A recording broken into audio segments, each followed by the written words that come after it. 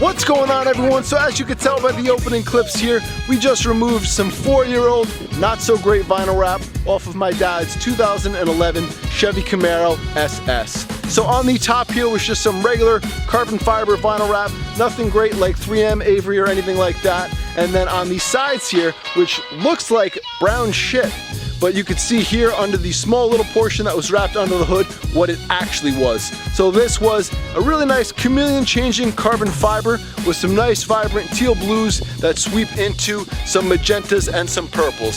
So all I'm gonna say is it was pretty frustrating and a pain in the ass to get every single little piece of vinyl wrap off of the hood here, especially those side pieces. But after quite some time, we finally got everything off. So we are going to give the hood a quick clay bar and wash down, and then get it back into the garage to rewrap the hood using the same color combination. I'm also going to show you guys how we got those straight lines and that seamless cut in between both pieces of vinyl. So let's get started.